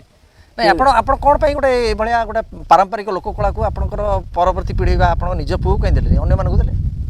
ନାଇଁ, ସିଏ ତାର ଆଗ୍ରହ ନଥିଲା ଏସବୁ ପାଇଁ, ଏବଂ ଏଥିରେ ସିଏ ଯେଉଁ ବଡ଼ ସ୍ୱପ୍ନ ଦେଖୁଥିଲା, ବଡ଼ ସ୍ୱପ୍ନ ସାର୍ ଏଥିରେ ପୂରଣ ହୋଇପାରିବନି। ଇଏ ଖାଲି ପେଟ ପୋଷି ହେଇପାରିବ କିନ୍ତୁ ବଳିବନି, ସେଥିପାଇଁ ସେଗୁଡ଼ା ଜାଣିଲା। ଏମିତି ନୁହଁ କି ଆପଣ ପାଲା ଭଳିଆ ଗୋଟେ ସଂସ୍କୃତି ବା ସେ ଯେଉଁ ଦିଗକୁ ଆପଣ ଗ୍ରହଣ କଲେ ଯେ ଏଥିରେ ଶିକ୍ଷକତାଠୁ ଅଧିକ ପରିଚୟ ମିଳିପାରିବ, ଏଇଟା ଆପଣଙ୍କ ମନ ଭିତରେ କେତେବେଳେ ଆସିନି? ହଁ, ନିଶ୍ଚିତ ଭାବରେ ଆମେ ହଜାର ହଜାର ଲୋକଙ୍କ ପାଖରେ ପରିଚିତ ହେବା, ବିଭିନ୍ନ ଅନୁଷ୍ଠାନ ଯିବା, ସେଠି ଲୋକ ସହିତ ଲୋକ ସମ୍ପର୍କ ବଢ଼େଇବା, ସେ ଦୃଷ୍ଟିରୁ ସାମାଜିକ ପ୍ରତିଷ୍ଠା ମର୍ଯ୍ୟାଦା ମିଳିଛି। ପାଲା ଆଉ ଆପଣ ଶିକ୍ଷକତା ଭିତରେ ଏମିତି କ'ଣ ଅଭିଜ୍ଞତା କିଛି ସେୟାର କରିବେ ଯେଉଁଟାକି ସବୁବେଳେ ଗୋଟେ ମନକୁ ଆପଣଙ୍କୁ ଆନ୍ଦୋଳିତ କରେ? ଶିକ୍ଷକତା ଭିତରେ ତ ମୁଁ ଦେଖିଛି ଯେ ଆମ ଯେଉଁ ଅଞ୍ଚଳରେ କାମ କରୁଛି ଅନେକ ପିଲା ଅଛନ୍ତି ଯିଏ ଠିକ୍ରେ 2 ମୁଠା ଖାଇକି ସ୍କୁଲକୁ ଆସିପାରନ୍ତିନି। ଏବଂ ତାଙ୍କର ଯେଉଁ ମାନସିକ ଅବସ୍ଥା ସେଇଟାକୁ ଆମେ ବୁଝି ନ ପାରିକି ବେଳେବେଳେ ତାଙ୍କ ଉପରେ କ୍ରୋଧିତ ହେବା ବିରକ୍ତି ହେବା ସେଇଟା ଅସୁବିଧା ହେଇଛି। ଆପଣ ଅନେକ ପୁରସ୍କାରର ଅଧିକାରୀ, କୃତି ଶିକ୍ଷକ ଭାବରେ ବିଶେଷ ଭାବରେ ଆପଣ ମୁଖ୍ୟମନ୍ତ୍ରୀ ସମ୍ମାନ ପାଇଛନ୍ତି କୃତି ପ୍ରଧାନ ଶିକ୍ଷକ ଭାବରେ, କ'ଣ କହିବେ ଆପଣଙ୍କୁ କେତେ ଉତ୍ସାହିତ କରିଛି? ନିଶ୍ଚିତ ଭାବରେ ବହୁତ ଉତ୍ସାହିତ କରିଛି। 14 ମସିହାରେ 2014ରେ ଆମେ ସବୁ ଯେତେବେଳେ ବାହାର ଜିଲ୍ଲାକୁ ଗଲୁ ପ୍ରଧାନ ଶିକ୍ଷକ ହେଇ, ପ୍ରଥମେ ଗୋଟେ ଅଡ଼ୁଆ ଲାଗୁଥିଲା, କିନ୍ତୁ ସେଠିକାର ପରିବେଶ ବହୁତ ଦୁର୍ଦିନ ଥିଲା ଏବଂ 3 ବର୍ଷ ମୁଁ ଲଗାତାର ସେଠି 100% ରେଜଲ୍ଟ କରିଛି। ତାପରେ ଏଇ ମୁଖ୍ୟମନ୍ତ୍ରୀଙ୍କର ସମ୍ମାନ ମିଳିଛି। ଯେତେବେଳେ ଇଡକଲ ଟାୱାର ଭୁବନେଶ୍ୱରରେ ଏଇ ପୁରସ୍କାର ଦିଆଗଲା ମୋତେ ଅତି ଆନନ୍ଦ ଲାଗିଛି ଏବଂ ମୁଁ ଭାବିଲି ଯେ ମୁଁ ଯେଉଁ ଯେତେ ପରିଶ୍ରମ କରିଥିଲି ମୋ ପରିଶ୍ରମର ମୂଲ୍ୟ ଜଗନ୍ନାଥ ଏଇବାଟେ ଦେଇଦେଲେ ବୋଲି। ଜୀବନର ଦୁଃଖ କ'ଣ ଅଛି? ହଁ, ଦୁଃଖ ଅଛି। ଦୁଃଖଟା ମୋର ପ୍ରଥମ ପୁଅଟି ଯେଉଁ ଏକ୍ସପାୟାର୍ଡ କରିଲା 2 ବର୍ଷର ହେଇଥିଲା, ତା ମାମୁଁ ଘରକୁ ଯାଇଥିଲା, ସେଠି ଗୋଟେ ନଡ଼ିଆଟିଏ ତା ଗୋଡ଼ରେ ପଡ଼ିଗଲା, ତାକୁ ମେଡ଼ିକାଲ ପର୍ଯ୍ୟନ୍ତ ନେଇପାରିଲୁନି, ତା ବାଟରେ ଏକ୍ସପାୟାର୍ଡ କଲା। ସେଇଟା ହିଁ ବଡ଼ ଦୁଃଖ ମୋ ଜୀବନରେ। ସାର୍ ଆପଣ ବାର୍ତ୍ତା କ'ଣ କହିବ ଆଜିର ଦୁନିଆରେ ଯେଉଁ ପାଲା ଯେଉଁମାନଙ୍କୁ ବୃତ୍ତି ଭାବରେ ଗ୍ରହଣ କରୁଛନ୍ତି ବା ଶିକ୍ଷା କ୍ଷେତ୍ରରେ ଆପଣଙ୍କ ବାର୍ତ୍ତା କ'ଣ ରହିବ ଆମର ସହିତ ଥ୍ରୁରେ ଆପଣ କ'ଣ ଜାଣିବାକୁ ଚାହିଁବେ? ପାରମ୍ପରିକ ପାଲା କଳାରେ ଯେଉଁମାନେ ଅର୍ଥ ଉପାର୍ଜନ କରି ବଡ଼ ଲୋକ ହେବା ଆଶାରେ କରନ୍ତୁ ନାହିଁ, ସମାଜକୁ ଦିଗଦର୍ଶନ ଦେବା, ସାମାଜିକ ଶିକ୍ଷା ଚାରିପଥ ଦେବା, ଲୋକଙ୍କୁ ଉଚ୍ଛୃଙ୍ଖଳ ସମାଜକୁ ସଜାଡ଼ିବା, ସେଥିପାଇଁ ବାର୍ତ୍ତା ରହୁ ପାଲାବାଲାଙ୍କର। ଏବଂ ଯେଉଁ ଶିକ୍ଷକ ଭାଇମାନେ ଆସୁଛନ୍ତି ସେମାନେ ଶିକ୍ଷାକୁ ବ୍ୟବସାୟ ନ କରନ୍ତୁ, ଶିକ୍ଷା ବୃତ୍ତିରେ ପିଲାଙ୍କର କିନ୍ତୁ ଉତ୍ତରୋତ୍ତର ଉନ୍ନତି ହେବ, ସମାଜର ପରିବର୍ତ୍ତନ ହେବ, ଆଉ ଗୋଟେ ସୁସ୍ଥ ସମାଜ ଗଢ଼ିବା ଏଇ ଲକ୍ଷ୍ୟ ନେଇକି ସେମାନେ ଶିକ୍ଷା ଦେବା ଉଚିତ, ସେଟାକୁ ବ୍ୟବସାୟରେ ପରିଣତ କରିବା ଉଚିତ ନୁହଁ। ଧନ୍ୟବାଦ ସାର୍। ସେ ତ ବହୁତ ଭଲ, ମୋତେ ବହୁତ ଭଲ ପାଆନ୍ତି, ମୋତେ ବି କୁଆଡ଼େ ଛାଡ଼ିବେନି, କୁଆଡ଼େ ଛାଡ଼ନ୍ତିନି ତାଙ୍କ ପାଖରୁ, ଆଉ ବହୁତ ଭଲ, ଆଉ କୁଆଡ଼େ ଛାଡ଼ିବେନି କାହା, କୁଆଡ଼େ ତାଙ୍କ ପାଖରୁ ଗଲେ ତାଙ୍କୁ ଭଲ ଲାଗେ, ବହୁତ ଭଲ ପାଆନ୍ତି। ସେ ତାଙ୍କର ବି ସେ ପ୍ରତ୍ୟେକ ପିଲାମାନେ ଯାହା କହିଲେ ସେ ଭଲ ଭଲ ଗୁଣ ତାଙ୍କର ଭଲ ଅଛି, ପିଲାମାନଙ୍କୁ ବି ଭଲ ମଣିଷ କରିଛନ୍ତି।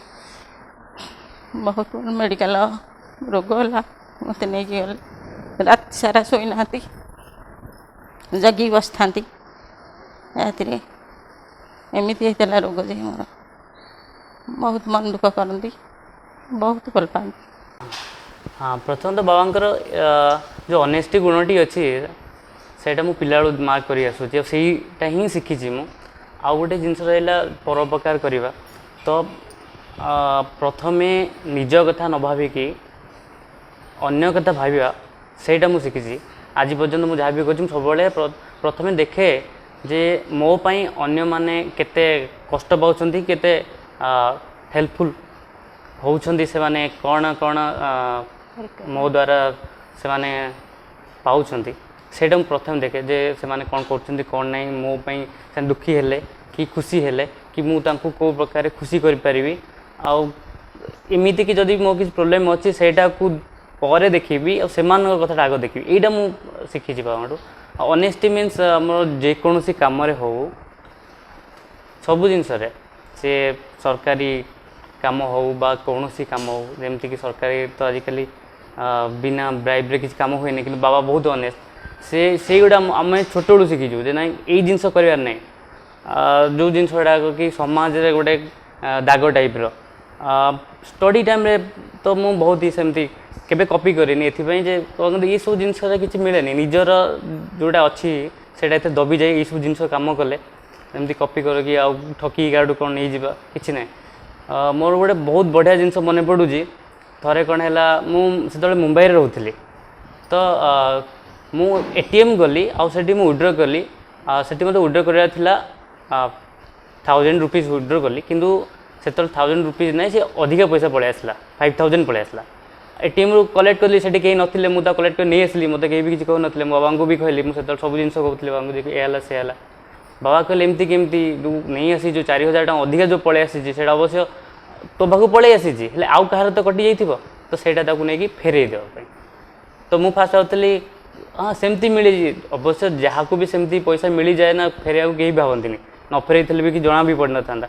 ବାବା ମୋତେ ବହୁତ ଫୋର୍ସ କଲେ, ନାଇଁ ତାକୁ ଫେରେଇ ଦିଅ।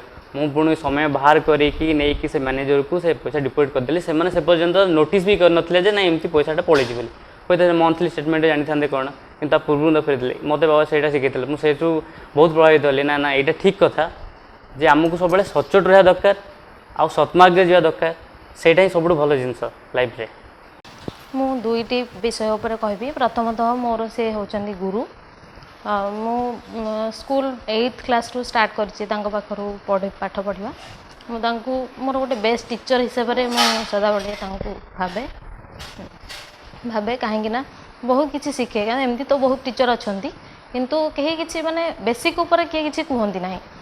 କେମିତି କ୍ଲାସ୍ ଟିଚର୍ ମାନେ ଇନ୍ ଟାଇମ୍ ଆସିବା, ଇନ୍ ଟାଇମ୍ ତ ନୁହେଁ ଅନ୍ ଟାଇମ୍, ମାନେ before few minutes class entry, ସବୁ ମାନେ ଇଚ୍ ୱାର୍ଡ଼ିଙ୍ଗସ୍ ଇଚ୍ ସେଣ୍ଟେନ୍ସ ସବୁକୁ ଟଚ୍ କରିବା, ପିଲାଙ୍କୁ ସେଇ ବେସିସ୍କୁ ଆଣିବା କି ପିଲାମାନେ ଯେମିତି ଫୁଲି ଅଣ୍ଡରଷ୍ଟାଣ୍ଡ ହୁଅନ୍ତୁ, ସବୁ ବୁଝନ୍ତୁ ଆଉ ନିଜେ କ୍ୟାପେବଲ୍ ହୁଅନ୍ତୁ ତା'ର ଆନ୍ସର୍ ଦେବା ପାଇଁ।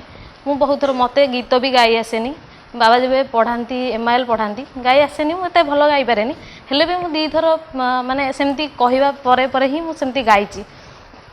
ମୋତେ ବହୁତ ବଢ଼ିଆ ଲାଗେ ତାଙ୍କର ଏଇ ଯେଉଁ ମାନେ ଅନ୍ ଟାଇମ୍, ମାନେ ପଙ୍କ୍ଚୁଆଲିଟି, ସିନ୍ସିୟରିଟି, ଅନେଷ୍ଟି, ଲୟାଲିଟି, ଏଇ ଗୁଣ ଗୁଡ଼ା ମୁଁ ଟିଲ୍ ଟୁଡେ ବି ମୁଁ ସେଟାକୁ ମାନେ ରଖିଛି କି ମୋର ଗୋଟେ ବେଷ୍ଟ ଗୁରୁ ହିସାବରେ। ଯଦିବା ଆଜି ଗୋଟେ କେଉଁ ବି ସ୍ଥାନରେ ଅଛି, କେବଳ ମୋର କିଛି ଏମିତି ବେଷ୍ଟ ପର୍ସନାଲିଟିକୁ ମୁଁ ଫଲୋ ଅପ୍ କରିକି ହିଁ ଆଜି ଆସିକି ପହଞ୍ଚିଛି। ମୁଁ ତାଙ୍କଠୁ ବହୁତ କିଛି ଅନୁପ୍ରାଣିତ ହେଇଛି, ବହୁତ କିଛି ସବୁ ଯେଉଁ ବି ହେଉ ନେଚର୍ ସବୁ ଶିଖିଛି। ଆଉ ମୋର ପୁରା ଜୀବନ ସାରା ମୁଁ ସେଇଟାକୁ ହିଁ ନିଜର ପାଥେୟ କରିକିନା ପାଠ ପଢ଼ା ବି ପଢ଼ିଛି ଆଉ ଠିକ୍ ମାନେ ଲାଷ୍ଟରେ ପହଞ୍ଚିଛି। ମୋର ଯେଉଁଟା ଏମ୍ ଥିଲା ମୁଁ ଫୁଲଫିଲ୍ କରିଛି। ତାପରେ ପରବର୍ତ୍ତୀ ସମୟରେ ମୋର ସେ ଶ୍ୱଶୁର ହେଲେ, କିନ୍ତୁ ମୁଁ ଆସିଲା ପରେ ଭାବିଥିଲି କ'ଣ କିଛି ଅଲଗା କ'ଣ ହେବ କ'ଣ ନାହିଁ, କିନ୍ତୁ ସେଇଟା ପୁରା ଚେଞ୍ଜେସ୍। ଆଉ ମୋତେ ବହୁତ ବଢ଼ିଆ ଲାଗିଲା, ଗୁଡ୍ ଫିଲ୍। ଦିନେ ବି ମୁଁ ମାନେ ଅଡ୍ ଫିଲ୍ କରିବି ନାହିଁ କି ମୋତେ କରିବା ପାଇଁ ହିଁ ଦେଇନାହାନ୍ତି କେହି। ମୋତେ ବହୁତ ଭଲ ଲାଗିଲା। ଆଉ ଆଜ୍ ଏ ଫାଦର ବି ମୁଁ ସେମିତି ସ୍ନେହ ଶ୍ରଦ୍ଧା ସବୁ ପାଇଛି, ଆଉ ଆଶା କରୁଛି ସେମିତି ରହିବ ଟିଲ୍ ମାଇ ଡେଥ୍। ଆଉ ଏତିକି ପ୍ରଭୁ ଜଗନ୍ନାଥଙ୍କ ପାଖରେ ମୋର ପ୍ରଣାମ ଯେ ତାଙ୍କ ଦେହ ମନ ସବୁ ସୁସ୍ଥ ରହିଥାଉ, ଆଉ ସେ ସେମିତି ଭଲରେ ଆହୁରି ପୁଣି ଏମିତି ଲୋକମାନଙ୍କୁ କିଛି ସାହାଯ୍ୟ ସହଯୋଗ କରନ୍ତୁ। ଆଉ ତାଙ୍କର ଯେଉଁ ଅଛି ଆମର ସାହିତ୍ୟ ସଂସ୍କୃତି ପରମ୍ପରାକୁ ନେଇକି ଯେଉଁ ସବୁ ଜ୍ଞାନ, ସେ ଆହୁରି ଏମିତି ବିତରଣ କରନ୍ତୁ। ମୁଁ ମୋ ଜୀବନରେ ସବୁଠୁ ଅଧିକା ପ୍ରଭାବିତ ମୋ ବାବାଙ୍କଠୁ ହେଇଛି। ବହୁତ ଭଲ ପାଏ ମୋ ବାବାଙ୍କୁ। ତାଙ୍କର ସମୟାନୁବର୍ତ୍ତିତା ଆଉ ତାପରେ ପରୋପକାରୀ, ମାନେ ପିଲାଦିନ ଯେତିକି ମୋତେ ଶିଖେଇଛନ୍ତି, ସବୁଆଡ଼େ ବି ସାଙ୍ଗରେ ସେ ନେଇକି ଯାଆନ୍ତି ମୋତେ। ଆଉ ଯେତିକି ତାଙ୍କଠୁ ଦେଖିଛି ବି, ନିଜେ ପଛେ ପ୍ରୋବ୍ଲେମ୍ରେ ରହିବେ କିନ୍ତୁ ଅନ୍ୟକୁ ପ୍ରଥମେ ହେଲ୍ପ କରିବେ। ଆଉ ଠିକ୍ ଟାଇମ୍ରେ, କେବଳ ସ୍କୁଲ ନୁହେଁ ସବୁ କାମରେ ସେ ଆଗ ହିଁ ଠିକ୍ ଟାଇମ୍ରେ ପହଞ୍ଚିବାଟା ତାଙ୍କଠୁ ମୁଁ ଶିଖିଛି। ଆଉ ପ୍ରତ୍ୟେକ ସିଚୁଏସନ୍ରେ ସେ ମୋତେ ବହୁତ କୋଅପରେଟ୍ କରିଛନ୍ତି। ଆଉ କେମିତି ମାନେ ସମାଜରେ ଚଳିବ, କେମିତି ଯେକୌଣସିରେ ହେଉ, ଏଜୁକେସନାଲି ହେଉ ଆଉ ଘରକରଣ ଯାହା ବି ହେଉ, ସବୁଟା କେମିତି ଧୈର୍ଯ୍ୟର ସହିତ ସବୁଟା ସାମ୍ନା କରିବ, ଏସବୁ ତାଙ୍କଠୁ ହିଁ ଶିଖିଛି। ସେ ବହୁତ କେୟାରିଂ, ଆଉ ଯେକୌଣସି ଗୋଟେ ସୁବିଧା ଅସୁବିଧା ହେଲେ ହଠାତ୍ ସାଙ୍ଗେ ସାଙ୍ଗେ ଯାଇକି ପହଞ୍ଚିଯିବେ ଯେ ହଁ କ'ଣ ହେଲା କ'ଣ ନାହିଁ। ତାଙ୍କ ଝିଅକୁ, ଝିଅ ଜ୍ୱାଇଁ ନାତି ନାତୁଣୀ ସମସ୍ତଙ୍କୁ ସେ ବହୁତ ଭଲ ପାଆନ୍ତି। ପୁଅ ମୋର ଭଲ, କ'ଣ କରୁଛନ୍ତି? କ'ଣ କରି ମାଷ୍ଟର ଚାକିରି କରିଥିଲା ତ, ଆଉ ସବୁଥିରେ ତ ଭଲ ସମସ୍ତେ କହୁଛ, ମୁଁ ଆଉ କ'ଣ କହିବି। ଜାଣିଥିବ ତ ଏଇଥିରେ ସବୁ ମୋ ପୁଅ ଭଲ, ବୋହୂ ଭଲ। ଆପଣଙ୍କ ଯତ୍ନ କେମିତି ନିଅନ୍ତି? ମୋର ହଁ ସବୁ ନେଉଛନ୍ତି ଯତ୍ନ। ଦେହ ହେଲା, ମୁଣ୍ଡ ହେଲା, ସବୁ ଯାହା ହେଲା ଔଷଧ ପତ୍ର ସବୁ ଖଣ୍ଡୁଛନ୍ତି। ମୋର ମୁଁ ପିଲାବେଳୁ ଆଜି ଯାଏଁ ବି ମାମୁଁ ଘର ସଦାବେଳେ ରହିଆସୁଛି। ମୁଁ କେବେ ମାମୁଁ ବୋଲି ଆଜି ଯାଏଁ କେବେ ଫିଲ୍ କରିନି କି ଭାବିନି କେବେ ମାମୁଁ ବୋଲି। ସିଏ ମୋର ସଦାବେଳେ ପିଲାବେଳୁ ବାପାର ସ୍ନେହ ଦେଇଛନ୍ତି, ମୁଁ ବି ତାଙ୍କୁ ଏ ପୁଅର ସ୍ନେହ ଦେଉଛନ୍ତି, ମୁଁ ବି ସଦାବେଳେ ବାପାର ସ୍ନେହ ଦେଇଛି। ଜୀବନରେ ଆଜିକା ଡେଟ୍ରେ ମୁଁ ଯାହା ବି ଇନ୍ସପାୟାର, ସେ ଶାସ୍ତ୍ର ହେଉ ପୁରାଣ ହେଉ, ମୁଁ ମୋ ବୟସରେ ଆଜିକା ଡେଟ୍ରେ ଶାସ୍ତ୍ର ପୁରାଣ ଉପରେ ପ୍ରାୟତଃ ସବୁ ବହି ପଢ଼ି ସାରିଲାଣି। କେବଳ ମାମୁଙ୍କ ପାଇଁ ସେଇ ତାଙ୍କ ବହିପତ୍ର ଯେତେ ସବୁ ପଢ଼ିଛି, ଆଜି ଯାଇକି ଯେତେ ବହି ପଢ଼ୁଛି ତାଙ୍କରି ତତ୍ତ୍ୱାଧୀନରେ ପଢ଼ି ଯାଉଛି ସବୁ ବହି। ଯେତେ ବହି ମାନେ ପୁରାଣ ଶାସ୍ତ୍ର ଉପରେ ହେଉ, ଯେତେ ନୈତିକତା ଉପରେ ହେଉ, ଯେତେ ଜେନେରାଲ୍ ନଲେଜ୍ ହେଉ, ଆଜି ଯାଇକି ଯେତେ ବି ଯାହା ପାଠ ପଢ଼ିଛି, ଯେତେ ବି ଯାହା କରୁଛି, ତାଙ୍କ ତତ୍ତ୍ୱାଧୀନରେ, ତାଙ୍କ ଗାଇଡ଼ାନ୍ସରେ ସବୁକିଛି ତାଙ୍କ ମାନେ ତାଙ୍କ କଣ୍ଟ୍ରୋଲରେ, ତାଙ୍କର ତତ୍ତ୍ୱାଧୀନରେ ମୁଁ କରୁଛି। ମୁଁ କେବେ ଫିଲ୍ କରିନି ଯେ ନାଇଁ ସିଏ ହେଉଛନ୍ତି ମୋ ବାପା ନୁହଁ କି କ'ଣ। ସଦାବେଳେ ସିଏ ମୋତେ ମୁଁ ତାଙ୍କୁ ନିଜ ବାପା ବୋଲି ମାନୁଛି ଏବଂ ଭାବି ଆସୁଛି। ଜୀବନରେ ମାମୁଁ ଅଛନ୍ତି, ବୋଧହୁଏ କେତେ କାହାର ମାମୁଁ ଥିବେ କ'ଣ ଥିବେ କହିଲେ ମୁଁ ଆଜି ଯାଏଁ ମୁଁ କେବେ ହେଲେ ଭାବିନି ଯେ ନାଇଁ ମାମୁଁ କି ମୋର କ'ଣ। ମୁଁ ସଦାବେଳେ ମାନେ ଆପଣାର ଭାବ, ସ୍ନେହ ଆଉ ନିଜର ଗୋଟେ ନିଜ ପୁଅ ଉପରେ ଗୋଟେ ଗାଇଡାନ୍ସ ସଦାବେଳେ ମୁଁ ତାଙ୍କଠୁ ପାଇ ଆସିଛି। ମୁଁ ମୋତେ ଫିଲ୍ କରେ ନା ମୁଁ ମୋ ଜୀବନର ସବୁଠୁ ଶ୍ରେଷ୍ଠ ଗୋଟେ ସ୍ଥାନ ଦେଇ ଆସିଛି ମୋ ମାମୁଁକୁ ନିଜେ ଦେଇଛି। ମୋ ବାପାଙ୍କ ପରି ମୁଁ ତାଙ୍କୁ ନିଜେ ଭଲ ପାଇ ଆସୁଛି ଆଜି ଯାଏଁ। ବ୍ୟଙ୍ଗ କବିତା ମଣିଆ ସଂସାରୁ ଆଉଟ୍। ମଣିଆ ଶୋଇଛି ଖଟଟା ଉପରେ, ମ୍ୟାଲେରିଆ ଜ୍ୱରେ କମ୍ପୁଛି, ଘରଣୀ ତାହାର ସୋଫା ପରେ ବସି ଆଖିରେ ଟିଭିକି ଖୁମ୍ପୁଛି। ଗୋଡ଼ ହାତ ଚାରି କଚାଡ଼େ ମଣିଆ ଶବଦେ କମ୍ପୁଛି ଖଟ, ଗୋଡ଼ ହାତ ଚାରି କଚାଡ଼େ ମଣିଆ ଶବଦେ କମ୍ପୁଛି ଖଟ, ଘରଣୀ ଲାଖିଛି ଟିଭିରେ, ଘରଣୀ ଲାଖିଛି ଟିଭିରେ ଚାଲିଛି ୱାର୍ଲଡ କପ୍ କ୍ରିକେଟ। ତଣ୍ଟି ଶୁଖିଯାଏ ଡାକିଲା ମଣିଆ, ତଣ୍ଟି ଶୁଖିଯାଏ ଡାକିଲା ମଣିଆ, ପାଣି ମୁନ୍ଦେ ଆଣି ଦିଅ। ଘରଣୀ କହିଲା ସଚିନି ଆଇଲା ଆହୁରି ଟିକେ ରହ। ଜଗତରେ ନାହିଁ ତାପରି ଖେଳାଳି ସିଏ କି ସହଜେ ଛାଡ଼ିବ, ଜଗତରେ ନାହିଁ ତାପରି ଖେଳାଳି ସିଏ କି ସହଜେ ଛାଡ଼ିବ। କୋରି ପକେଇବ ବଲଟା ଆଜି ଆକାଶରେ ଖାଲି ଉଡ଼ିବ, ଆକାଶରେ ଖାଲି ଉଡ଼ିବ। ନିଠେଇ ନିଠେଇ ପିଟି ପକେଇବ, ସେ ନିଠେଇ ନିଠେଇ ପିଟି ପକେଇବ, ଗେଲେରିକି ଦବ ଧକ୍କା। ଦେଖୁଥିଲା ଲୋକେ ଗୁରାଳି କରିବେ, ଏ ମାରିଲା ମାରିଲା ଚୌକା, ମାରିଲା ଚୌକା ଛକା, ମାରିଲା ଚୌକା ଛକା। ଚାରିଟା ବଲ୍ ପଡ଼ିଲାଣି, ଚାରିଟା ବଲ୍ ପଡ଼ିଲାଣି, ଏ କ'ଣ ଠୁକେଇ ଠୁକେଇ ଦଉଛି। ଏ ମା ୟାର କ'ଣ ହେଇଛି ଆଜି, ଏ କ'ଣ ମାଇଚିଆ ପରି ହଉଛି। ଏଲି ବି ହେଇନି ହାତ ଟେକିଦେଲା, ଏଲି ବି ହେଇନି ହାତ ଟେକିଦେଲା। ଏ ଅମ୍ପିଆର ବଡ଼ ଟ୍ରାଉଟୁ ଦୁଃଖେ ଫେରି ଆସି ଦେଖିଲା ବେଳକୁ ସଂସାରୁ ଗେରସ୍ତ ଆଉଟ୍, ସଂସାରୁ ମଣିଆ ଆଉଟୁ, ସଂସାରୁ ମଣିଆ ଆଉଟ୍।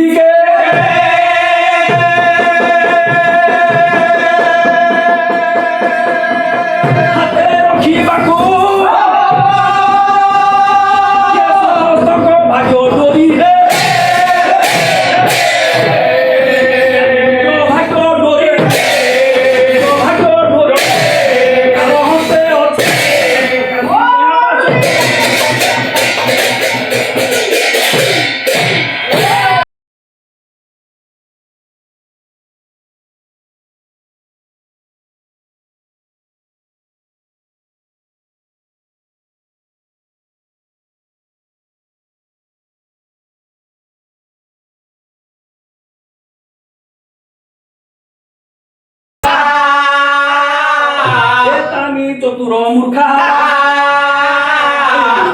কালীর কালো দমন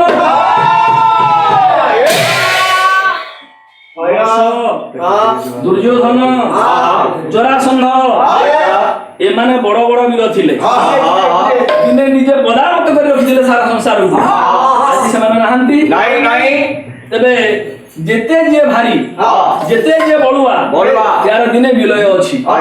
ଏଇଥିପାଇଁ ମନ ପଡେ ସବୁଠାରୁ ଦ୍ୱାପର ଯୁଗର ଶ୍ରେଷ୍ଠ ଦରାତ୍ମା କରୁଥିବା ପ୍ରଜାପୀଡ଼କ ଭାବରେ ଜଣେ ଥିଲେ କଂସ। ଇଏ ଥିଲେ ଶିକ୍ଷକ ଏବଂ ପାଲା ଗାୟକ ପୁରୁଷୋତ୍ତମ ବେହେରା, ଯିଏ କହନ୍ତି ଅର୍ଥ ଉପାର୍ଜନ ପାଇଁ ବଞ୍ଚିବାନି, ସମାଜ ପରିବର୍ତ୍ତନ ପାଇଁ ବଞ୍ଚିବା। ଏବଂ ଅର୍ଥ ଉପାର୍ଜନ କରି ଅଧିକ ଟଙ୍କା ରଖିଦେଲେ ବା ଘର ତିଆରି କରିଦେଲେ ବା ବଡ଼ ଲୋକ ହୋଇଗଲେ ସମାଜରେ ପରିଚୟ ସୃଷ୍ଟି ହୁଏନି। ସମାଜ ପାଇଁ କିଛି କରିବା ସବୁଠୁ ବଡ଼ କଥା। ଆଜିର କାର୍ଯ୍ୟକ୍ରମକୁ ଆମେ ଏଇଠି ଶେଷ କରିବା। କାର୍ଯ୍ୟକ୍ରମ ଶେଷ କରିବା ପୂର୍ବରୁ ଆପଣମାନଙ୍କୁ କହିବି ଆମ ଚ୍ୟାନେଲକୁ ଅଧିକରୁ ଅଧିକ ଦେଖନ୍ତୁ ଏବଂ ଆପଣ ଲାଇକ୍ ସେୟାର ଆଉ ସବସ୍କ୍ରାଇବ୍ କରନ୍ତୁ ମଧ୍ୟ। ଆଉ ନିଜର ମତାମତ ବା କମେଣ୍ଟସ୍ ଦେବାକୁ କେବେ ଭୁଲିବେନି। ଆଜିର କାର୍ଯ୍ୟକ୍ରମକୁ ଏଇଠି ଶେଷ କରୁଛି। ପୁଣି ଆଉ ଜଣେ ନୂଆ ଅତିଥିଙ୍କ ସହିତ ପୁଣି ଦେଖା ହେବ ଆଉ ଗୋଟିଏ ଅଧ୍ୟାୟରେ। ସେତେବେଳେ ପର୍ଯ୍ୟନ୍ତ ବିଦାୟ ଦିଅନ୍ତୁ। ନମସ୍କାର।